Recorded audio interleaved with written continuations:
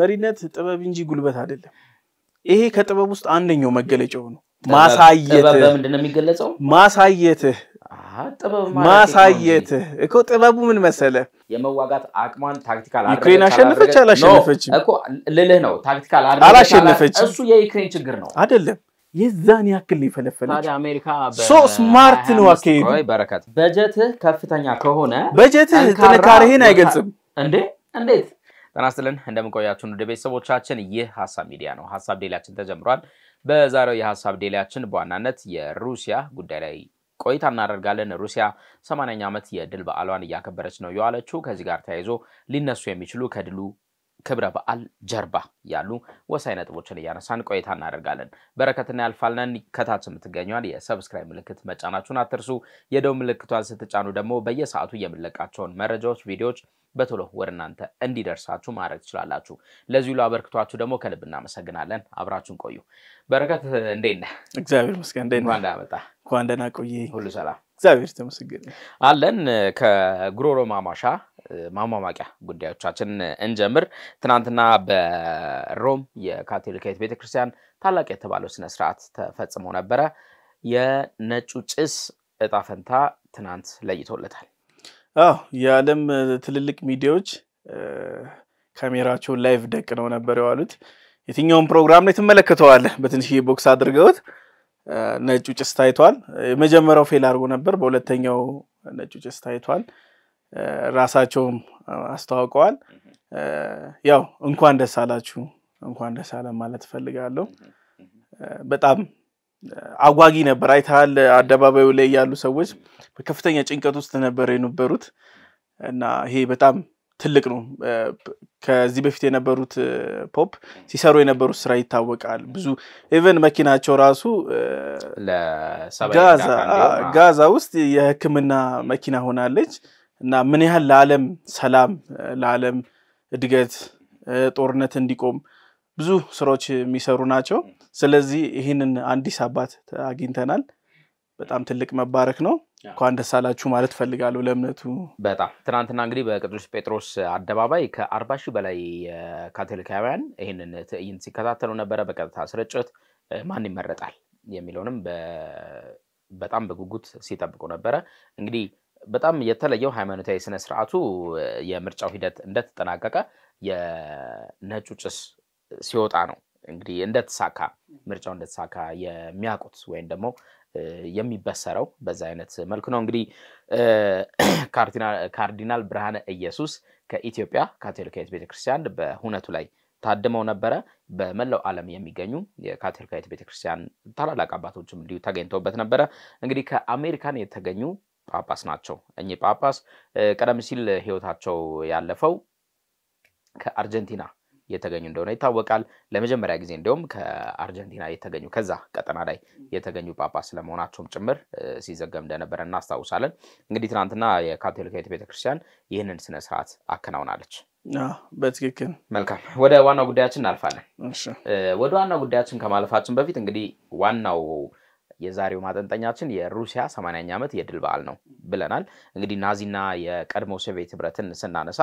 የሁለተኛው የዓለም ጦርነት እናነሳለን ከዚህ ከሁለተኛው የዓለም ጦርነት ጋር ተያይዞ እንግዲህ ናዚ የገጠመውን ሽንፈት ሶቪየት ያስተናገደችውን ድል እናስታውሳለን ከሶቪየት መበታተን በኋላ ይሄንን የድል በዓል ሁሉም በየራሳቸው የቀን ቀመር ሲያከብሩ ቆይቷል ሩሲያ ደግሞ በእኛ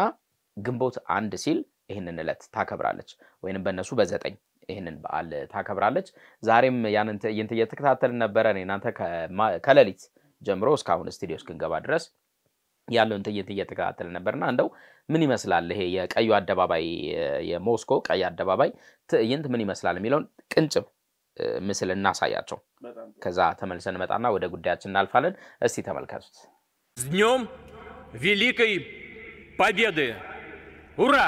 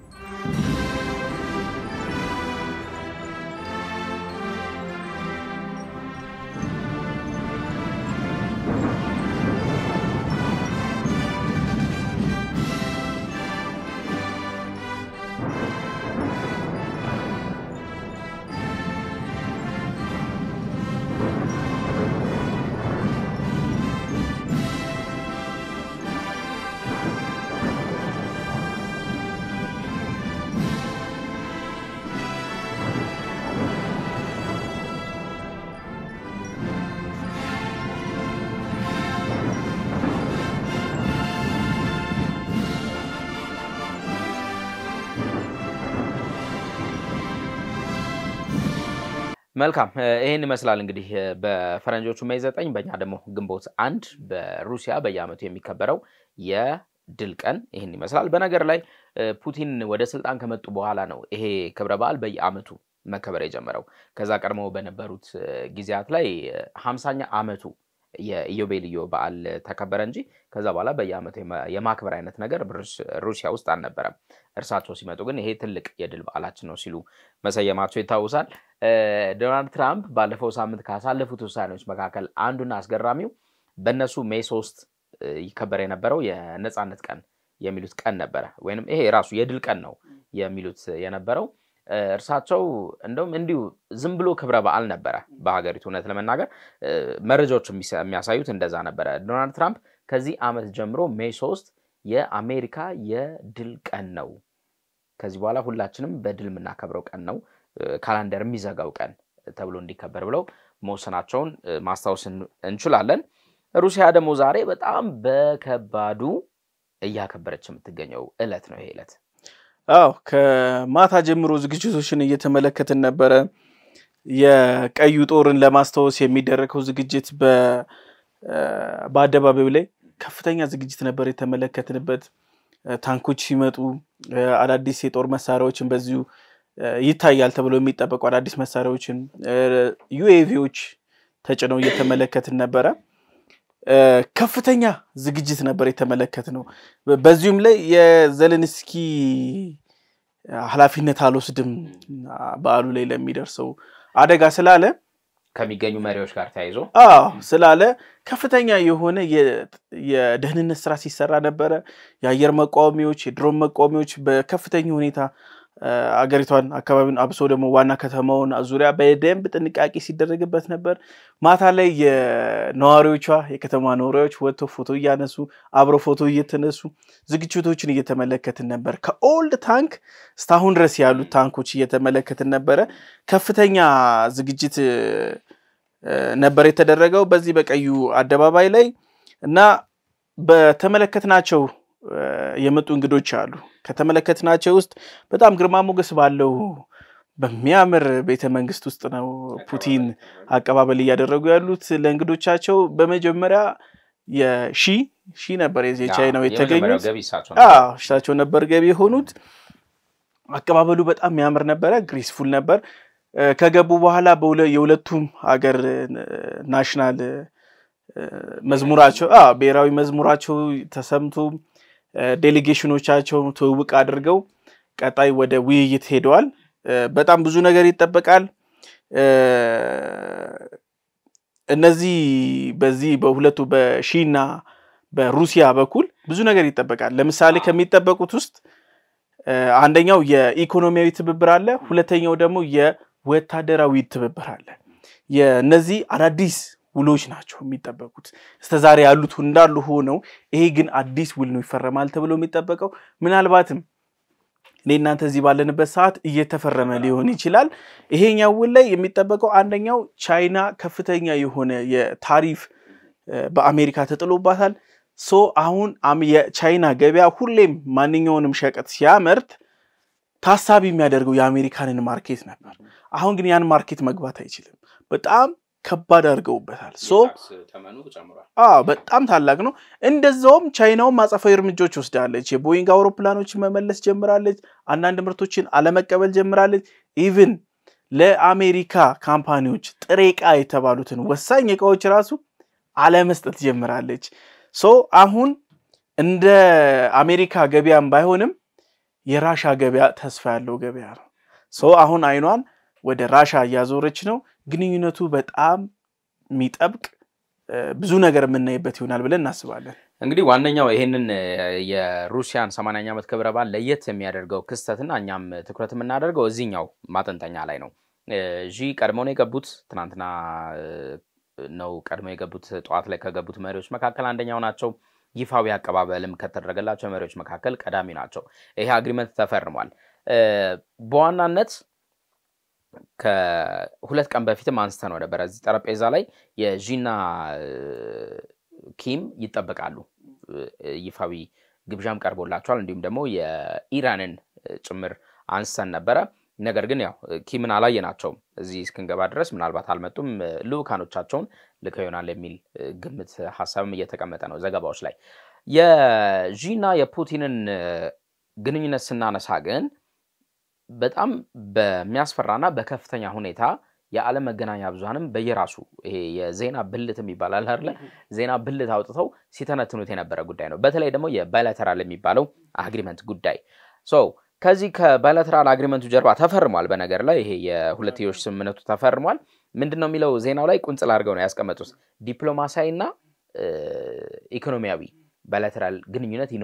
ይኖራቸዋል ወይንም የሚኖራቸውን ስምምነት ፈርመዋል ሲሉ ነው ያስቀመጡት ከዚህ ጀርባ ግን ምንድነው ያለው በርግጥስ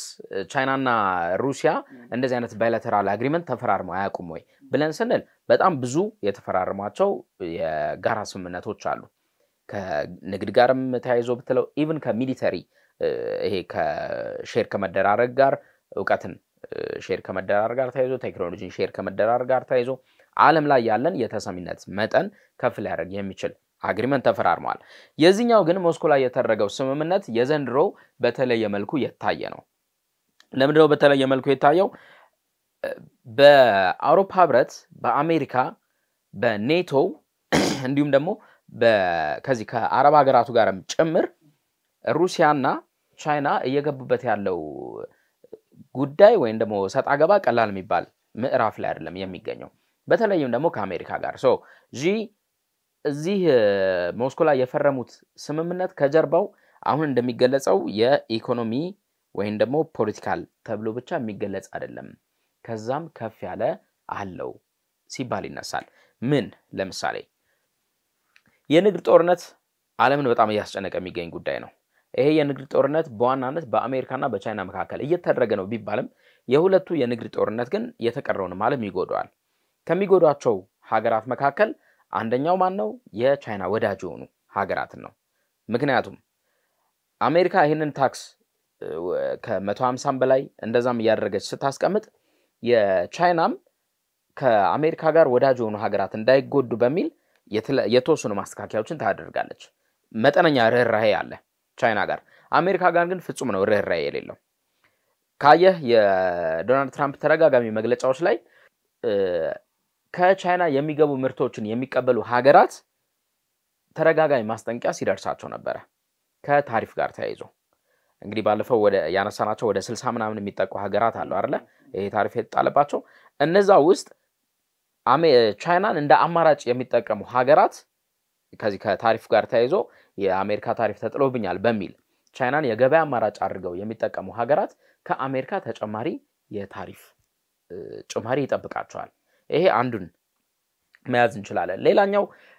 በተለይም ደግሞ ከዚህ ከጦር ኃይል ግንባታ ጋር ተያይዞ ቻይና ፍጹም በማይገመት መልኩ አቅሟን በከፍተኛ ሁኔታ ያሳደገች ነው የምትገኘው እሱን ማንሳት እንችላለን ሌላኛው በጣም ትኩረት ያልተደረገበት በንግድ ጦርነቱ ብቻ ተከልሎ የቆየው አሜሪካ ለታይዋን የምትሰጠው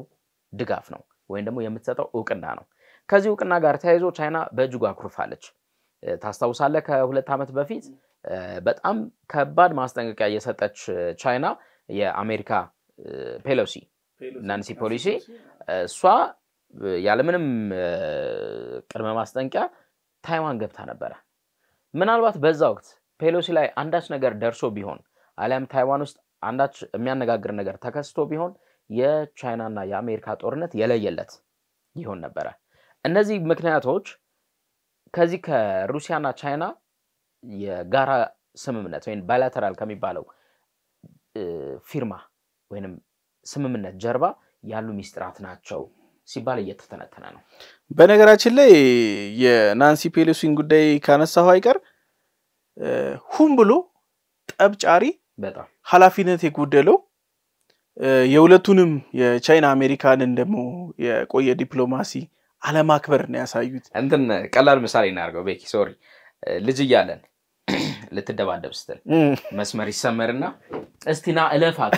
ወንድ ኮንክ ምናምን ትባባላለህ አይደል ከዛ ይሄው ትልና እግርን እንደ መንካት አይነት ነገር ታደርጋለህ ከዛ እስቲ እርገጣ ምናምን ነገር ከዛ ስትረግጥ ተጀመረ አሜሪካ ፔሎሲ እንደዛ ነው ያደረገችው ቻይና አለፈችው እንጂ ማለት ነው በነገራችን ላይ የዛ ጊዜ 100% ሰግተን ነበር ምክንያቱም ሊነሳበት የሚችል ቴንደንሶች ታይተው ነበር ቻይና ከዛ በኋላ ፔሎሲ ከተመለሰች በኋላ ጦዟን አስቀምጣላት ከሄደች በኋላ ከበባ ነበር ከፍተኛ ልምምዶች ነበሩ አጭር ርቀት ሚሳኤሎች ሲተኮሱ ነበር ይህ ማለት ንቁ ማለት ነው በሌላ ቋንቋ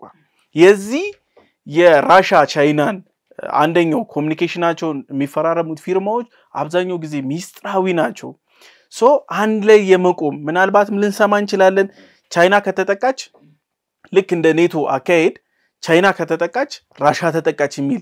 ሳቢ እንደዛ ሁላ ድረስ ሊፈራረሙ ይችላሉ ተፈራርመውም ሊሆን ይችላል በዚህ ሰዓት ላይ ምክንያቱም አንዳንድ ሚዲያዎች ላይ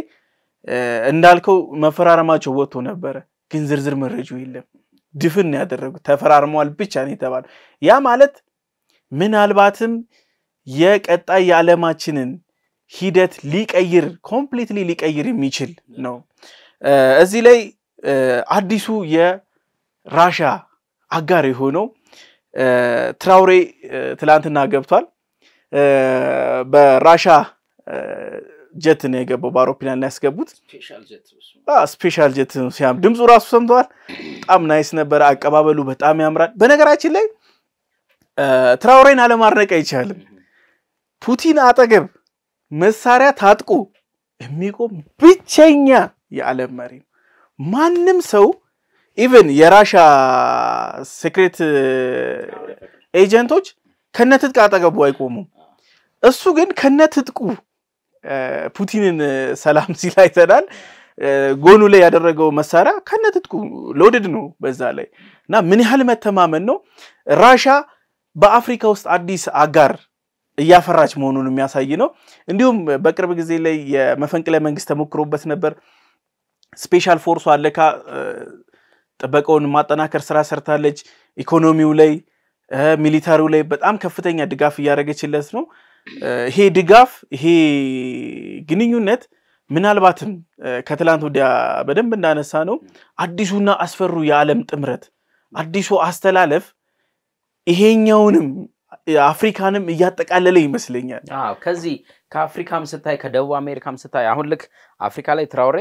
ያልተጠበቀ ነው ምክንያቱም ገና ያልተደላደለ ስልጣን ላይ የተቀመጠ መሪ ነው ምናልባትም እንግዲህ ያለፉት አመታት የዚህ በፈንቅለ መንግስቱን ማረጋጋት የህዝብን ማረጋጋት ምናም ቢሆንም ትራውሬ ይበልጥ እየጎላ የመጣው ይሄኛውን አመት ነው 2025 ላይ ነው በጣም የትራውሬ ኃይል መታጠቁም በነገር ላይ የተረጋጋ እንትን እንደሌለው ማሳያ ነው ወታደራዊ ሰው ከመሆኑ ባሻገር የወታደር ሰው ከመሆኑ ባሻገር አሁንም አለ ስጋት የሱ ስጋት ማሳያም ነው በእርግጥ የሩሲያን ደህንነት መተማመን ነበረበት ቴንክ ዩ እሱ ነበር እሱ መተማመን ነበረበት ግን በኪስታይ አሁን ከአፍሪካ የትራውሬን በልዩነት ማንሳት እንችላለን ከደቡብ አሜሪካ የቬንዙዌላን በልዩነት ማንሳት እንችላለን እንግዲህ ታስታውሳለህ አሜሪካ ከቬንዙዌላ ጋርም የገባችው ፍጹም ትክክል ያልሆነ ነገር አለ በተለይ ከዚህ ከስደተኞች ጋር ተያይዞ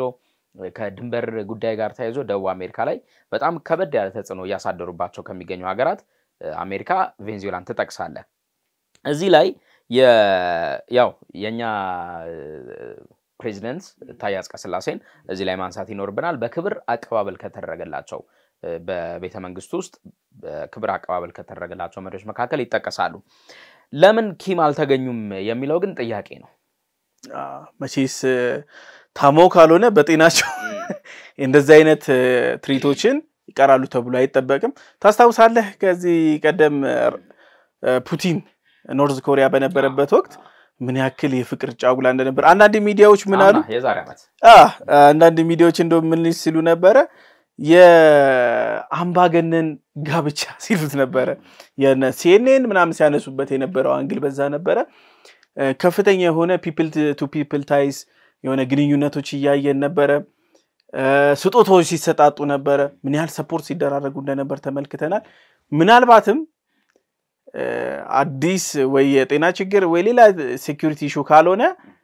ኪም ይገኛል ተብሎ በጣም ይተበቃል ግን ቅርብ ጊዜ ድረስ ስትንገባ ድረስ ከብዙ ከቤላሩስ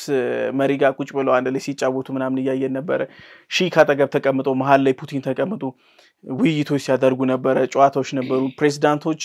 ከሁለተኛው ሰልፍ ረድፍ ላይ ተቀምጠው ነበር ከፍተኛ የሆነ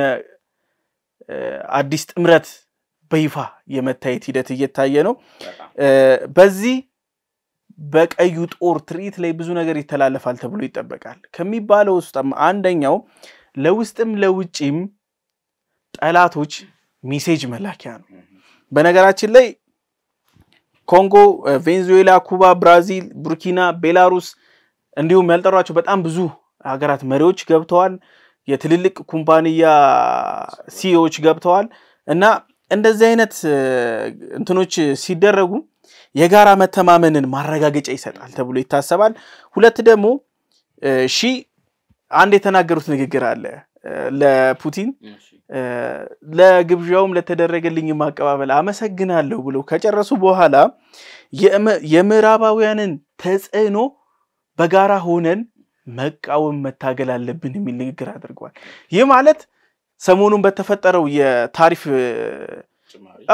ይሄ ንግድ ጦርነቱን አንደኛው ያንን ብሶታቸውን በዛ ጋር ያወጡበት ይመስላል አማራጭ እየፈለጉለትም እንደሆነ በዚሁም ያሳያል በዚህ ላይ የቻይና ነፃ አውጪ ተብሎ የሚጠራው ወታደርም ትሪት ያሳየ ነበር ትላንትና ማታ ዝግጅቶች ሲያደርግ ያያየን ነበር በነገራችን ላይ እዚህ የቀዩ ጦር መታሰቢያ ላይ የሚደረገው ውስጥ የ72 ሰዓት ተኩሳቁም ከዩክሬን ጋር ተደርጎ ነበር በጣም በሚገርም ሁኔታ የ72 ሰዓቱ ቃል ተደርምሷል ትናንት ነበር ትናንት ሌሊቱን ይሄ ቃል ተሽሯል ዜሌንስኪ ሌሊቱን መግለጫ ሰጥተው ነበር ለሶስት ቀን ነበር እንግዲህ ይሄ ክብረ በዓል በተለይም ደግሞ እንግዶቹ ገብተው ከዛ ዛሬ ክብረ በዓሉ ይደረጋል ነገ ደግሞ ይሸኛሉ እስከ ነገ ድረስ ይሸኛሉና ፑቲን ይሄ ነገር ቢዚ ስለሚያረጋቸው እዛ አካባቢ የሚፈጸመው ነገር የመቆጣጠር እንትን የላቸውም ጊዜ የላቸውም ስለዚህ የሶስት ቀን ያው ክብረ በዓሉን በማስመልከት የሶስት ቀን የተኩሳቁም ለማድረግ ቃል ገብተው ነበር ዜሌንስኪ ትናንትና እንደተናገሩት ግን ይሄ ቃል ተሽሯል በጣም ከባድ የተባሉ ተከታታይ የከባድ መሳሪያ ተኩሶች ወደ ዩክሬን መደረጋቸውን ይፋ አድርጓል ይሄም ደግሞ ከበድ ያለ ውድመት እንዳደረሰባቸው ተሰምቷል ወደ ኪም እንመለስና ኪም አንድ ግምታዊ ሐሳብ ከተሰጠባቸው ያልመጡበት ምክንያት ግምታዊ ሐሳብ ከተሰጠባቸው መካከል ትናንትና እንደምታስተውሰው የመካከለኛ ርቀት ተወንጫፊ ሚሳኤል ሙከራ አድርገዋል ወይም ደግሞ ተኩስ አድርገዋል ኪም ከዚህ ጋር ተያይዞ ከረጅም ጊዜ በኋላ ነው ይሄንን የተኩስ ያሰሙት ይሄኛውን ጉዳይ መጀመራቸው ምናልባት ወደ ሞስኮው እንዳይመጡ ምክንያት ሆናቸዋል የሚባለው ነገር በሰፊው የተነሳ ነው እንደው ግን ይሄ ሚሊታሪ ፓሬድ ይሄ ወታደራዊ ትዕይንቱ የቀዩ ጦር ትዕይንት እንዳሉት ለምዕራባዊ ብቻ አይደለም ለአሜሪካም ጭምር ከፍተኛ ቀይ መብራት ነው ሲሉ ያገለጹታሉ ይሄንን በምክንያት ያስቀምጣሉ አሜሪካ በአንደኛው የዓለም ጦርነት በሁለተኛው የዓለም ጦርነት እንዲሁም ደግሞ በቀዝቃዛው ጦርነት ላይ በዋናነት እጇን ያስገባችው በአንድና በአንድ ምክንያት ነው ሩሲያን በመፍራት ከሩሲያ ጎን ደግሞ ማን ነበረ ጀርመን ነበረች ሁለቱን በጣም በከፍተኛ ሁኔታ ተፈራ ስለነበረ እዚህ ጦርነቶች ላይ እጇን አስገብታ እንደነበር መረጃዎች ይናገራሉ ታሪክ ይናገራል ነገር ግን እንዳሰበችው አልሆነም ሩሲያ በአቅማን አሳድጋ በእጅጉ ከፍ ብላ ነው ዛሬን ድረስ የደረሰችው ይሄኛው እንደው ምን ሲሉ ገልጸውታል የአሜሪካ የዘመናት ፍርሃት ሲሉ ነው የገለጹት የአሜሪካ የዘመናት ፍርሃት ማለት ሩሲያ ነች እንግዲህ አስበው በርከት የአንደኛውን የዓለም ጦርነት ዘመኑን ክፍለ ዘመኑን አስበው እንደው ዘመኑን ሳይሆን ክፍለ ዘመኑን አስበው እሱን አስበው ዘን ሁለተኛውን የዓለም ጦርነት ቀዝቃዛው ጦርነትም ሶስቱም ላይ አሜሪካ ግድ አልነበረባትም የመግባት ግድ አልነበረባትም ነገር ግን ስታስብ ሩሲያ ይሄን ጦርነት ድል ካደረገች ዓለም ላይ በጣም ኃያልና ተፈሪ ሀገር የመሆን ስጋት ስለነበረባት ነው ያንን ያደረገችው እንግዲህ የዚህ የአሜሪካንን ፍርሃት ስታይ አንድ ነገር ይነሳል ወይም ደግሞ የምዕራባውያንና የአሜሪካንን አቋም ከሩሲያ አንፃር ስታይ አንድ ነገር ይነሳል ሩሲያ ይሄንን የወታደራዊ ትዕይንት በዚህ መልኩ ማሳየቷ ራሷን ምንድነው የሚሉት ማስበላት የሚባል ቃል አለ ራሷን ማስበላት አይሆንባትም ወይ ወይንም ራሷን ማጋለጥ አይሆንባትም ወይ ብለው የሚያነሱ አሉ በርግጥም ሰሜን ኮሪያና ቻይናን ስትመለከት እነዚህ የሶቪየት ባለፈው ያልነው የዚህ ኮሙኒስት ሀገራት ብለን የምንጠራቸው መንፈሳቸው አይዲዮሎጂያቸው ወደዛ የሚሄድ ሀገራት እንደ አይነቱን ነገር በእጅጉ ያዘወትሩታል ታስታውሳለህ ጓድ መንግስቱ ኃይለማርያም በየአመቱ ከሚያደርጓቸው እጅግ በጣም አደገኛ ኃይለኛ ነገሮች መካከል አንዱ የጦር ኃይላቸውን ትዕይንት ማሳየት ነበር የእርሳቸው አይዲዮሎጂ እንግዲህ ወደዛ የሚሄድ ነበር እንደምታስታውሰው ሶ ቻይናም ያንን ታደርጋለች ሰሜን ኮሪያም ያንን ታደርጋለች የዛሬ አመቱ ላይ ፑቲን ተገኝተው እንደነበር እናስታውሳለን በረከት እንዲህ አይነት ጥያቄዎች ይነሳሉ ለምንድን ነው የምታሳየው የሚሉ ጥያቄዎች ይነሳሉ ራስን ማጋለጥ አይሆንም ወይ ከዛ ደግሞ በወታደራዊ ስነ ምግባር ስታይ ራስህን ይሄ አቅምህን አደባባይ ማስጣት የለብህም ይባላል ሶሻሊስት ሀገራት እሴት ነው ወታደራዊ ትርኢት ማሳየት እንደ አንዱ ዋና እሴት ነው ለምሳሌ ማረጋገጫዎችን እናንሳ ቻይና ይህንን ነገር ታደርገዋለች ራሽያ ታደርገዋለች ቅድምም እያነሳው ነበር መንግስቱ ኃይለማርያም ይሄንን ሲያደርጉ ነበር አንዳንድ ሀገራትም ይሄን ነገር ትርኢት ያሳያሉ ይሄ ትርኢት ብዙ ነገር ሜሴጅ አለው ከሜሴጆች ውስጥ አንደኛው የሰራዊት ጥንካሬንና ዲሲፕሊንን ማሳያ ነው እዛ ጋር ወታደሮቹ የሚያሳዩት ትርኢት ላይ ሜሴጁ ዝግጁነትን ያሳያል ለምሳሌ ራሽያን መድፈር የሚፈልግ ሀገር ካለ ወታደራዊ ዲሲፕሊንና ዝግጅቷን ያሳያል ሶ በዚህ ያክል ጥንካሬና ዝግጁነት ስትታይ አደፍርም እሳትን ያየ በእሳት አይጫወትም ነው አንደኛ ጨዋታው ሁለተኛው ደግሞ የሀገር ፍቅርና ሉዓላዊነትን ማሳያ ነው ለሀገር ውስጥ እዛ ያ ትርኢት ለሚካሄድበት ሀገር ውስጥ ወታደሮች ለሀገራቸው ፍቅርና ሉዓላዊነታቸው ሟችነት ዝግጁነታቸው ለሀገራቸው ዜጎች ይሄንን ያሳዩበታል ሶስተኛ ደግሞ የሀገርን እድገት ማሳያ ነው ምክንያቱም እዛ ጋር ስታሳይ ትርኢቱ ላይ የምታሳያቸው ሶፊስቲኬትድ የሆኑ ዘመናዊ የጦር መሳሪያዎች ከድሮ ጀምሮ ብዙ ጊዜ አይተው ከሆነ ከድሮዎቹ እስታሁኖቹ በተርታ በየጄኔሬሽኑ ያስቀምጣሉ ታንክም ከሆነ እንደዛ ሌሎች መሳሪያዎችም ተተኳሾችም ከሆኑ ኢቭን ኒውክሌሮችን ከመጀመሪያዎቹ ኒውክሌሮች አሁን ዲዛይን የሆኑት ባንዴ ተነስቶ 5-6 ሀገራት ማጥቃት የሚችሉትን ድረስ ሰይጣን ድረስ የሚባሉትን የሚያሳዩበት የሀገራቸው እድገት ኢኮኖሚያው እድገት በሚሊታሪው ላይ ያመጣው ለውጥ ማሳያ ተደርጎ ይወሰዳል ስለዚህ ለክናቸው ያልክ ነው እንደዚህ ማሳየታቸው በጣም አሁን ሩሲያ ይሄንን ትናንትና ይሄንን አሳየች ቻይና ከዚህ በፊት ከነ ቶንጻፊ እንትኖቹ አሳየች ሰሜን ኮሪያም ተመሳሳይ አሳየች ምንድን ማለት አለን ምናምን ብለህ ከማሳየት ውጪ ያንተስ ተቀናቃኝ ሀገር ከዛ በላይ አቅም እንደሌለው በምን ማረጋገጫ አለ ለምሳሌ አንድ ነገር ልንገርህ ኔቶ የሩሲያ ከባድ ተቀናቃኝ ነው በጣም ከባድ ተቀናቃኝ ነው እንደምታውቀው ኔቶ 3.4 ሚሊዮን አክቲቭ የሆነ ሰራዊት ነው ያለው ሚሊታሪ ፓወሩ ማለት ነው ሩሲያ 1.3 ነው ያላት ልዩነትም አስብ 3.4 እና 1.3 ኔቶ ይጋራ ነው ግን ጠላትነታቸው እንደምንድን ነው ስለዚህ ያው ሩሲያ የጋራ ሞንክ ተናጠል ሞንክ ጠላቷ ነህ ግን ያቅም ልዩነቱን በዚህ ደረጃ ማንሳት ይችላል እዛው ኔቶ ላይ እንትን ስትል ለምሳሌ አሁን ዓለም ላይ በጣም ይሄ ጦርነት ላይ ተገዳዳሪ የምትባለው የአየር ኃይልህም ጭምር ነው አይደለ ከአየር ኃይል ጋር ተያይዞ ኔቶ 22377 ገደማ የኤርክራፍት አለው ሩሲያ 4957 ነው ሉክ 22000 ነው ያልኩ ሩሲያ ስለዚህ እንደዚህ አይነት ልዩነቶች ፊገር አውት ተደርገው ከተቀመጡ እዚህ አደባባይ ላይ ያሳየህ ጓዳ ያሳየህ ምንም እኮ የምትፈጥረው ሳይኮሎጂካሊ ምንም አይነት እንትን የለም ምን አይነት አባባል አለ መሰለ መሪነት ጥበብ እንጂ ጉልበት አይደለም ይሄ ከጥበብ ውስጥ አንደኛው መገለጫው ነው ማሳየት በምንድነው የሚገለጸው ማሳየት እኮ ጥበቡ ምን መሰለ እኔ ለምሳሌ በአንድ አካባቢ ላይ ሄዳለሁ ታጠቄ ካየኝ ነው ዱርዬ እኔ ለመድፈር የሚሞክረው ወይንስ ባዶዬን ቲሸርት አርጌ ወይ በፓካውት በነጠላ ጫማ በቁንጣ ባይኝ ነው የድርጅቱ አይነት ይወስናል ከታጠቅ አንደርስታንድ የሚደረገው ይሄንን ዋፕን በፈለከው ሰዓት ጊዜ ቦታ መጠን መጠቀም ትችላለህ ሶ ታጥቀህ አይቼ እኔ ምን እንዳለኝ እንደሌለኝ አታውቅም ፍለፊት ተገናኛን ገና አመጣጣችንም እኮ ይወስናል አይደል አንተ ታጥቀህ አይቼ እኔ ጀርባዬን እርግጠኛ ከሆንኩኝ የምተማመንበት ነገር ካለኝ ፍለፊት መንገዴን አልስትም ፍለፊት መጥቼ ጋፈጣለሁ ዋቴልስ ግን ከሌለኝስ ምንም ከሌለኝ ታጥቀህ የመጣ ፍለፊት ካየው መንገድ ነው የምቀይረው ዋና የዚህ የወታደራዊ ትሪት ማሳያ ጥቅሙ ምን መሰለ አንደኛው ሞራል ቡስት ነው በነገራችን ላይ የትኛውም ትጥቅ ቢኖርህ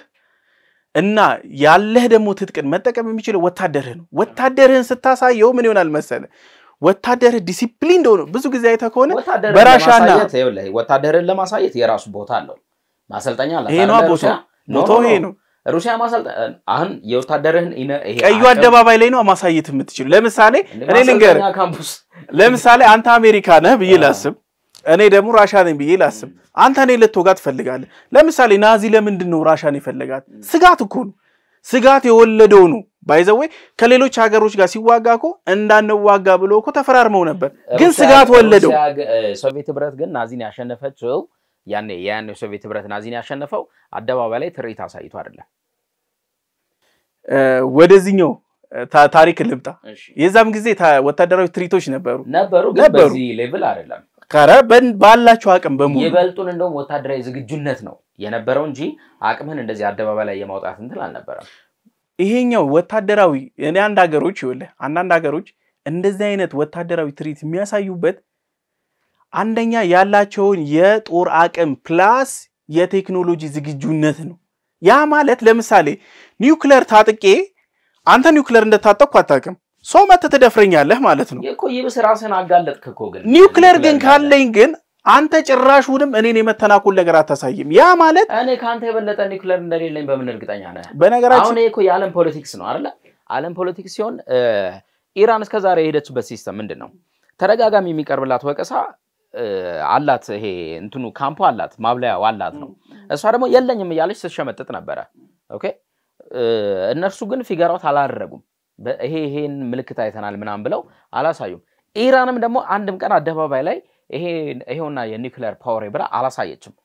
ግን እንትኑ እንዳለ ይሄ ኢንዱስትሪው እንዳለ ያስታውቅ ነበር በምንድን ይታወቅ እነሱ ባደረጉት ኢንቨስቲጌሽን ነው እንጂ እንደው አየህ በምንድን ነው የታወቀው ውስጥ ስትሰራ የነበረውን ኢንቨስቲጌት አድርገው ነው እንጂ አደባባይ ወጣ አሳይታ አይደለም ለምሳሌ የእስራኤልን እናንሳ ከመን ቆይ እንትና አሜሪካ ኢራንን በዚህ ደረጃ እንትና ያለቻት ለምንድን ነው አንዱ ሪዝን ከኒውክሌር ፓወር ጋር ተያይዞ ያብላላች ነው ከሚለው ጋር ተያይዞ እንደዚህ ጠምዳ ያዘቻት ኦፊሻሊ ስላላመነች ነው አይደለም ኢራን ለምሳሌ ማለት ነው ይሄኛው ከአሜሪካ ጋር ተጠማምዶ የተያዙት ኒውክሌር ዴቨሎፕ በማድረግ አይደለም ምክንያቱም ኒውክሌርን ሳውዝ አፍሪካ ራሱ ዴቨሎፕ ያደረገችው ማድረግ ለኢነርጂና ለቦምብ የምትጠቀምበት አካሄዳለ እሱንም አይደለም ይፈራችሁ አሜሪካ እሱን አይደለም ይፈራችሁ የአሜሪካ ስጋት ምን መሰለ ኢራን በአካባቢው ላይ አምባገነን ሆነ የመውጣት ሂደት አለባት ያ ደግሞ ያለው ታሪክ ነው በረከት ይኸውልህ ኢራን ኒውክሌሩን ያብላላች ያለችው የኃይል ነው እንጂ እንትን ያልኩ ያለችው ነው የምትለው በቀጥታ አልተናገረችም ኢራን እኮ ተናግራለች እኔ አያቶላው እኮ ከዚህ በፊት ተናግሯል እኔ ብሏል ኒውክሌር የምሰራው ለሰላማዊም ለወታደራዊም ብሎ በግልጽ እኮ አስቀምጧል መስጊድ ውስጥ ተናግሮታል ያኮን ሐላል ተናገረ እኮ አሜሪካ የትኛው ኒውክሌር ነው ግን አለ ብላ እየተከራከረች ያለችው አሜሪካ የምትከራከረበት ቦምብን ነው ቴንክ ዩ ሶ እነሱ ደግሞ ቦምብ ያበለጸግን ነው ብሎ እኮ ተናገሩ ምን ያርጉ ከዚህ በላይ ቦምብ ያበለጸግን ነው አይደለም ክርክሩ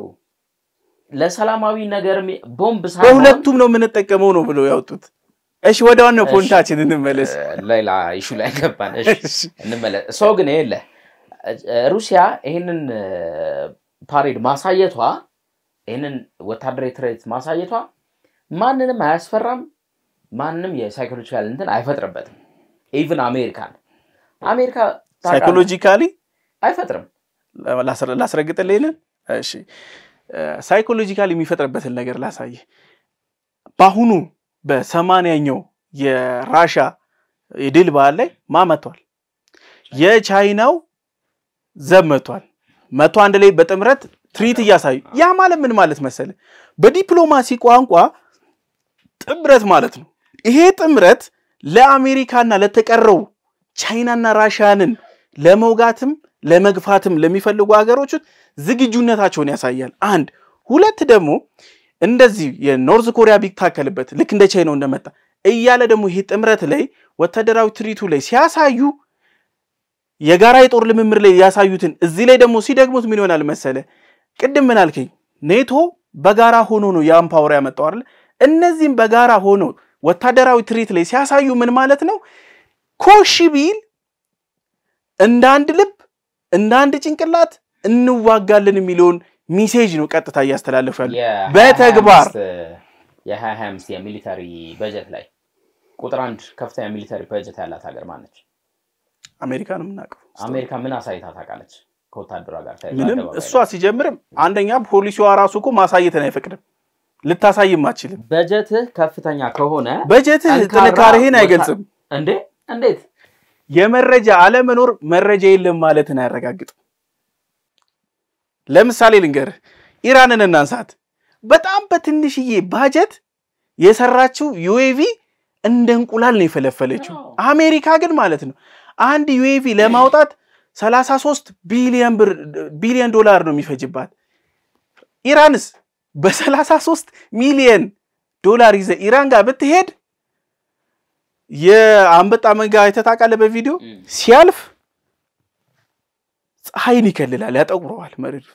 የዛን ያክል ይፈለፈለች ታዲያ አሜሪካ ሶ ስማርት ነው አከይዱ በረከት አሜሪካ በ2025 ይሄን ቁጥር 1 ካላቸው የሚሊተሪ በጀት ከፍተኛ በጀት ካላቸው ወይን ከሚመድቡ ሀገራት ማከለ የተባለችው ወታደር ለመቀለብ ነው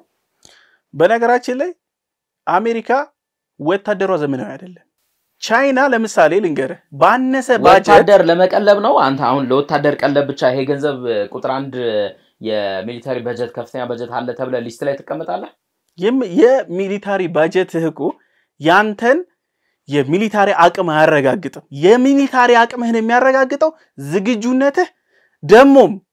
በአሜሪካ እስቲ በተዋጋችባቸው ግንባሮች ውስጥ እኮ ቆይ ኖርማል ሬብሎችን ጋር ተዋግታ ምናስተዋውሰው አረብ ሀገሮች ላይ ከሬብል ጋር ተዋግታ እኮ ተሸንፋ እየወጣች ነው ግን ያንን ባጀት ይዛ እሱ ፐርፐዙ ሌላ ስለሆነ ነው የሬብሎቹ ተሸንፋ ነው ጣልቃ የገባች የምትዋጋው ፐርፐዙ ሌላ ስለነበር ግን ተሸንፋ ነው ወጣችው ፐርፐዙ ሌላ ስለነበር ነው እሱ ግን ይኸውልህ በጀትህ ወታደራዊ አቅምህን 100% ያረጋግጥልሃል አሜሪካ አንደኛ ተብላ 2025 እዚ አይፒ ያወጣው እንት ላይ ስትቀመጥ የዘመናዊ ቴክኖሎጂዎቿን ዴቨሎፕ የማድረጓን አቅም ከዚህ ከወታደራዊ አቅም ግንባታ ተወሱን ኢቭን ይሄ የሚታየው መሬት ላይ የሚታየው ወታደራዊ እንቅስቃሴ ያለ አይደለ የሰማዩም የምድሩም ጭምር ነው የሚታየው ኦኬ የምትጠቀመው ተዋጊ ጀቶች የ1950 ምርቶች ናቸው የ2020 ምርቶች ናቸው ወይንስ የሚባለው ልክ እንደ መኪናዎቹ ብራንዶች ይሄን ሁሉ ኮንሲደር ተደርጎ ነው አንደኛ ነህ ወይንስ የምትባለው አሁን እኮ እንዳንተ አባባል ቻይና ራሱ ሁለተኛ ደረጃ ላይ የተቀመጠችው በየዛሬ ዓመት ያሳየችው ወታደራዊ አቅም ስላላት አይደለም እንደማለት እኮ ነው በነገራችን ላይ ያየውን ታምናለህ የሰማውን ያየውን እነዚህ ሀገራት አሳዩህ እኮ ሰርተው የሰሩት ዩኤቪ በጣም በትንሽዬ ባጀት በጣም ትልልቅ ሶፊስቲኬትድ የሆኑ ስራዎችን እየሰሩ ያሳዩ ነው ያሜሪካ በቁጥር ተቀመጠን እኮ በቁጥር ተቀመጠ ቁጥሩን እኮ ማነጻጸር ያለብን በምን መሰለ በውጤታማነትህ ነው አንተ ለምሳሌ ማለት ነው ከፍተኛ ባጀት ቢፈስልህ መሬት ላይ ተግባር ላይ ገብተህ ግን ያንን የፈሰሰልህን ባጀት ያክል ኦፕሬሽን መስራት ካልቻልክ በቃ ገንዘብ ስለፈሰሰልህ እኮ ትልቅ ብራንድ ለምሳሌ ጫማ እንግዛብንል ኦቨር ገንዘብ ስለጠራብህ ዋው ምርጥ ነው ብለህ ከገዛው ተበልታል ምክንያቱም ማየት ያለብህ ባወጣው በጀት አሪፍ እና ደግሞ ዲዩሬብል የሆነ ዕቃ ስገዛ ሶ ባጀት ኃያልነትህን ያረጋግጣል ኃያልነትህ የሚረጋገጠው ገብተ ሰርጀሪ በሰራህበት ወታደራዊ ሰርጀሪ በሰራህባቸው ቦታዎች በሙሉ ውጤታማ መሆን ታዲያ ዩክሬን የመሰለች የደቀቀች ሀገር ሩሲያ ሰርጀሪ ሰርታ በዚህ አቅሟ እንትናለች አመሰግናለሁ ጥሩ እንደው ማነሳልኝ ዩክሬን የ15 ቀን ወይ የወር ነበር ጦርነቱ ሰርጀሪ የተባለው ለምን ተራዘመ ስንለው አውሮፓ ገባችበት አሜሪካ ገባችበት ዩሲ አሜሪካና አውሮፓ በጋራ ሆኖ ማሸነፍ ከቻለች እስታሁን ኃያልነቷን ካስጠበቀች ራሻ በትንሽ ባጀት ያንን ሁሉ አሜሪካንን የሚያክል ሀገር ጨምረ ለዛውም ደግሞ እንደዛ ተባብረውብህ ቀጥ ሰጥለጥ አርገ ባሸናፊነት ከያስክ ለድርድር ተቀመጭ እየተለመነች እኮ which means ከፍተኛው የጦር መሳሪያ ከማን ነው ሲተሰጣት የነበረው ዩክሬን ከፍተኛ የጦር መሳሪያ ለዛው ማለት ነው ከአሜሪካ ከማን ነው ሲተሰጣት የነበረው ከአውሮፓ ከአሜሪካ አንደኛው ከፍተኛው ሰጪ አሜሪካ thank you አሜሪካ አሁንም ልመልሰ ከፍተኛው ሰጪ እሷ ነች ለዛውም ዘመናዊ አይደለ ቀደም ሲል ያልኩ ደግሞ አለ የሊስቱ ላይ ከፍተኛ በጀት ከሚመድቡ ሀገራት ናታሊ እዚህኛው ከፍተኛ በጀት ከሚለው ላይ ዘመናዊ ከሚባሉ ወታደራዊ ኃይሎች መካከል አንደኛ ማነች አሜሪካ ነች አንድም ቀን አሳይታ አታቅም አደባባይ ላይ አውጥታ አታቅም እንደ አይነት ለችግር ጊዜ ግን ትሰጣለች ዩክሬን የመዋጋት አቅሟን ታክቲካል ዩክሬን አሸነፈች አላሸነፈች እኮ ልልህ ነው ታክቲካል አላሸነፈች እሱ የዩክሬን ችግር ነው አይደለም የዩክሬን ጦርነት እኮ ከወታደራው ከሳተላይት እርዳታ እስተ የጀቶችን አስተማሰልጠን ድረስ አሜሪካ ሰርታ መጨረሻ ላይ እኮ ማለት ነው ጄነራሎቿ በድብቅ ገብተው እኮ ጦሩን ሲመሩ ነበር ያ ማለት ያ ሁሉ ተደርጎ ካላሸነፍክ እነዚህ ሀገራት ኃያልነታቸውን አረጋግጠዋል እንግዲህ ጦርነት መቼም ተጋጥመው ይዩት የሚባል ነገር አይደለም አሜሪካ ትግጠምና ተየው አቅማን ታሳየን አንልበት ግን ባለው አሁን ሩሲያ ባሳየችው አቅም አሁን ያልነው ሙግት ላይ ልክ አይደለም የሚለው አቋሜን እንዳያስኩኝ አንተም ልክ ነው የሚለው አቋም ባለ መስማማት እንድትስማማን እና አቋም እዚህ ወረቀ አመሰግን ማንም አሸናፊ ተሸናፊ የለም አመሰግናለሁ ውድ ቤተሰቦቻችን ሐሳብ ዴሊያችን ይህን ይመስል ነበር ሰብስክራይብ የምትለዋን መጫናችሁን አትርሱ የደውል ምልክቷንም ተጫኑልን ከኛ ጋር ስለቆያችሁ ከልብ እናመሰግናለን ቸር ቆዩ